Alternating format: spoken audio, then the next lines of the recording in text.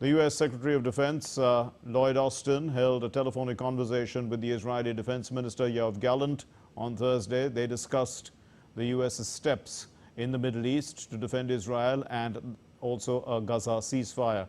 Austin on the social media platform X said, and I quote, "The U.S. F-22 Raptors that arrived in the region on Thursday represent one of many efforts to deter aggression, defend Israel and protect U.S. forces in the region." He also stressed the importance of concluding the ceasefire deal in Gaza that releases the hostages.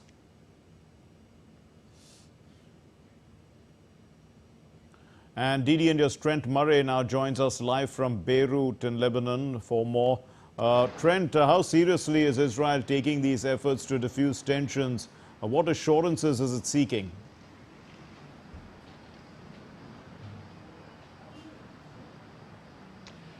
Well, Mark, not long after that statement was put out by the White House in Qatar and Egypt, Israel did respond by saying effectively, "We will be there." Benjamin Netanyahu's office said he will send negotiators to those talks Thursday next week. Now, we've not had, as you said, any immediate response from Hamas on whether they will be there. Of course, this invitation to them comes just a few days after they appointed a new leader, Yahya Sinwar, who is thought to be in a bunker inside of Gaza. He obviously won't be able to be there, but he may dispatch his own negotiator. I mean, look, it's very difficult, I think, to gauge exactly where the two sides are sitting right now. Both of them are accusing the other of putting in new conditions into the ceasefire agreement, both accusing the other of sabotaging the negotiations. But what we certainly know is that diplomats in this region think those negotiations could be key to diffusing the tensions more broadly. And the reason they say that is because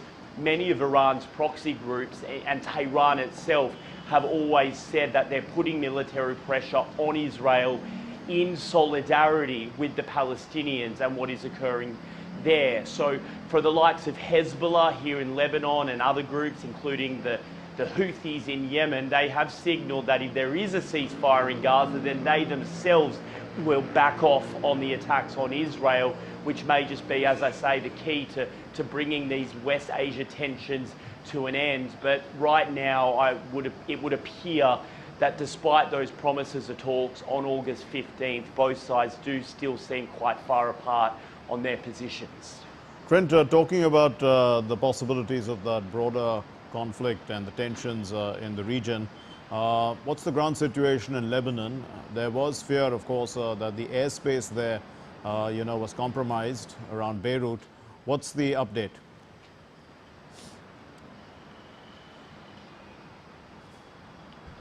Yeah, well, look, those airspace concerns certainly still linger. Almost all of the European airlines continue to cancel services here, citing safety concerns.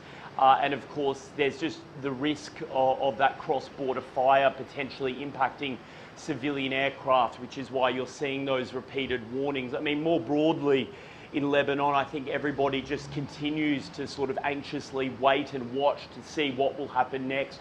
Certainly Hezbollah, which is based here in southern Beirut, says that their response is coming to that Israeli airstrike, and that threat is coming from a group which has an enormous missile arsenal. Some estimates suggest 150,000 cruise missiles and rockets. So obviously tensions remain high. On one hand, the government here is telling people not to stockpile food. There are reports of that. We understand the hot commodities right now are rice, flour, and diapers or nappies for babies. The government is telling people don't do that out of an act of solidarity, and there is enough food. But at the same time, they are running drills at the hospitals with doctors and nurses in anticipation of any mass casualty events. So look, I think it's just another day of waiting and watching for people in this region. Certainly, if Hezbollah was to decide to launch a major attack on Israel, then the expectation is the IDF would respond in kind, potentially as north here as the Lebanese capital. Many people here remember the last war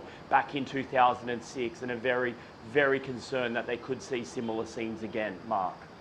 Trent Murray in Beirut, thanks very much.